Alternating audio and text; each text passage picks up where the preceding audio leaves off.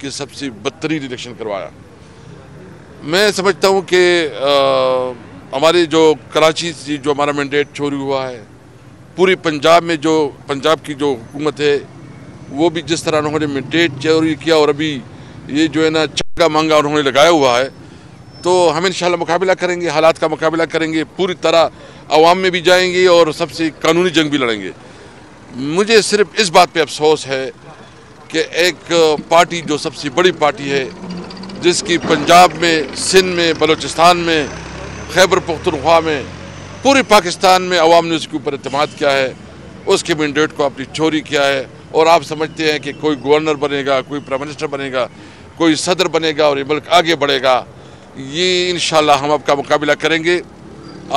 ہم نے چوری تو دیکھی ہے، آپ لوگوں کی دیگی کارنامے تو ہم نے دیکھے ہیں، لیکن ہم نے ووٹوں کی چوری سے حکومت بننے والی چیز نہیں دیکھی ہے۔ تو انشاءاللہ ہم یہ جو انہوں نے کل بندر بانٹ کی ہے، ہمیں امید ہے، اب بھی عدالتوں سے ہم توقع رکھ رہے ہیں، ہم نے پٹیشن داخل کی ہوئی ہیں، ہم جو ہے نا عدالتوں میں گئے ہوئے ہیں۔ تقریباً ہمارے اعداد و شمار کے مطابق ٹوٹل سیٹس ہمارے 180 نیشنل اسمبلی میں بنتی ہے، اور تقریباً 220 جو ملا کے جو وہ بنتی ہے ہمارے پنجاب میں، اور کے پی بھی ہماری حکومت بن رہی ہے۔ بلوچستان میں بھی اس طرح ہمارے جو مینڈیٹ ہے اس کو چوری کیا گیا ہے۔ انشاءاللہ بھرپور مقابلہ کریں گے۔ کسی طور پر جو ہے نا یہ حکومت نہیں کہلائے گی، بلکہ یہ جعلی مینڈیٹ والی اور ایک جعلی حکومت ہوگی۔ اسد قیصر صاحب یہ بتائیے گا، پہلے پی ٹی آئی کا موقف تھا کہ جو الیکشن نتائج آئے ہیں اس پہ تو آپ کے گریونسز موجود ہیں، آپ الیکشن کمیشن میں بھی گئے ہیں، عدالتوں میں بھی گئے ہیں، لیکن پہلے پی ٹی آئی کہہ رہی تھی کہ ہم وفاق میں بھی حکومت بنائیں گے، پنجاب میں بھی اور کے پی کے میں۔ پھر آپ نے فیصلہ کیا کہ نہیں، ہم مرکز میں اپوزیشن میں بیٹھیں گے۔ کل شہباز شریف نے آپ کو پھر ایک مرتبہ دعوت دی کہ اگر پی ٹی آئی اپنی اکثریت ثابت کرتی ہے تو ہم ان کو ویلکم کہیں گے، آئے حکومت بنائیں۔ میں شہباز شریف صاحب سے پوچھنا چاہتا ہوں کہ اگر آپ کے اندر تھوڑی بھی وہ مورل جو آپ کے اندر کریکٹر ہونا، کم از کم آپ یہ تسلیم کریں کہ آپ نے شکست کھائی۔ جو آپ نے اپنے نمبر بھی بڑھائے ہیں، وہ کتنے نمبر ہیں؟ ایک کوئی 70 کے قریب، 70 72 73 جو نمبر ہے، وہ نمبر بھی اس لیول کی نہیں ہے کہ وہ پرائم منسٹر اس کے اوپر بنے۔ یعنی آپ اقلیت میں ہیں، آپ اکثریت میں نہیں ہیں، عوام نے آپ کو مینڈیٹ نہیں دیا ہے، اور جب عوام نے آپ کو مینڈیٹ نہیں دیا تو کس منہ سے آپ وزیر اعظم کہلائیں گے؟ آپ تھوڑا مورلٹی دکھائیں، تھوڑا یہ گریس دکھائیں کہ میں جو ہے نا اس حکومت میں نہیں بیٹھوں گا۔ ہم بنیں گے۔ دیکھیں، ہمارا تو فارم 45 ہے نا، یہ تو لیگل ڈاکومنٹس ہے۔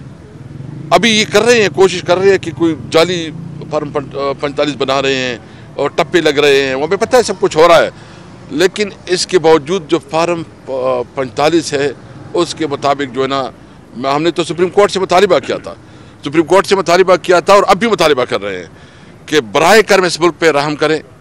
آپ جو ہے نا، جو کمشنر نے اس دن جو انکشافات کیے ہیں، اس کے اوپر جو ہے نا جوڈیشل انکوائری بنائے، اور جو جس کا مینڈیٹ ہے اس کو اس کا مینڈیٹ دے۔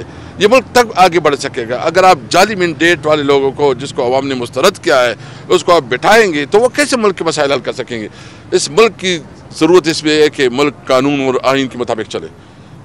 اچھا، آپ نے کمشنر راولپنڈی کے بیان کا تذکرہ کیا، اور آپ کی جو لیڈرشپ ہے وہ یہ کہہ رہی ہے کہ اب بھی پورے ملک سے 100 لوگ ایسے ہیں جنہوں نے پاکستان تحریک انصاف کی جو اس وقت قیادت ہے ان سے رابطہ کیا اور دھاندلی کے حوالے سے ان کو آگاہ کیا ہے۔ مزید بڑے نام بھی سامنے، کون سے ایسے نام ہیں جنہوں نے دھاندلی کے حوالے سے اعتراف بھی کیا، وہ سامنے آنے جا رہے ہیں؟ دیکھیں، اس وقت تو جو جرت کر رہے ہیں، جو بہادر ہے، آپ نے دیکھا وہ اسسٹنٹ کمشنر نے بھی ایک ویڈیو آپ کی نظر سے گزری ہوگی، اس نے بھی اگر کوئی کسی کو نظر نہیں آتا اور کوئی جو ہے نا وہ آنکھیں بند کر لیتا ہے تو اس کا کیا کیا جا سکتا ہے؟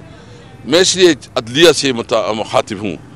اگر آپ نے حلف لیا ہے اور آپ نے کہا تھا چیف جسٹس صاحب کہ ہم جو ہے نا آئین کے مطابق چلیں گے، ہمارے لیے آئین مقدم ہے، جب آپ کے لیے آئین مقدم ہے تو آپ کے لیے ٹیسٹ کیس ہے، کیس انتخابات کی پروب کرے، اور جس نے مینڈیٹ چوری کیا اس کے خلاف جو ہے نا قانونی کارروائی کرے، اور جس کا مینڈیٹ ہے اس کو اس کا مینڈیٹ دیا جائے۔ اسد قیصر صاحب یہ بتائیں کہ پیپلز پارٹی اور مسلم لیگ میں جو معاہدہ ہوا اس میں پیپلز پارٹی نے وفاق نے کوئی بھی وزارت نہیں کی، وزارتیں لینے سے انکار کر دیا ہے، آپ اس کو کس اینگل سے دیکھتے ہیں؟ دیکھیں، وہ ان کے آپس میں ہیں، وہ سمجھتے ہیں کہ اس کے پاس बड़े बड़े ऑफिस आ जाएं और वो रिलैक्स होकर इंजॉय करें और फिर वोट देंगे, फिर आवाम को कहेंगे कि देखो हम तो हुकूमत में हिस्सा नहीं है। भाई कैसे हिस्सा नहीं हो?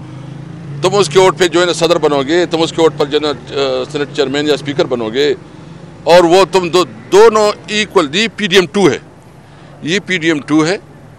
PDM ने 16 महीने इस मुल्क को कंगाल करके रख दिया। बदतरीन माशी पॉलिसी। ये जो फाइनेंस मिनिस्टर है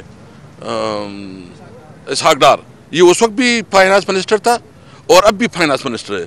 तो मैं समझना कासिर हूँ कि वो कौन सा फार्मूला होगा कि उस वक्त जो है ना उसके पास वो फार्मूला नहीं था, वो इस तरह अभी नया फार्मूला उसके पास आ जाएगा, वो कोई बड़ा काम कर गया। देखिए इनके पास न मंसूबा है, ये डिफीटेड हैं, साइकोलॉजिकली उन्होंने शिकस्त मान ली है और इंशाल्लाह मुझे उम्मीद है इमरान खान जो है ना अभी इसको मजीद जेल में नहीं रख सकेंगे। हम बहुत जल्द देख रहे हैं कि इंशाल्लाह ताला इस मुल्क में जो है ना इमरान खान इस मुल्क का वज़ीर-ए-आज़म होगा। जो अगर अदलिया ने, मैं समझता हूँ कि अगर अदलिया ने जो हमारा जो मेरिट के मुताबिक फैसले की तो इंशाल्लाह तहरीक इंसाफ की हुकूमत इस मुल्क में आएगी इंशाल्लाह। देखिए सबसे पहले तो हमने ये फैसला नहीं किया, इंशाल्लाह हम हुकूमत बनाएंगे, क्योंकि जो हमारा मैंडेट है, जो हमारे इस वक्त नंबर्स हैं, हम उसके लिए भरपूर कानूनी जंग लड़ रहे हैं और मुझे उम्मीद है कि जो हमारा हक है हमें मिलेगा और हम ही हुकूमत बनाएंगे इंशाल्लाह।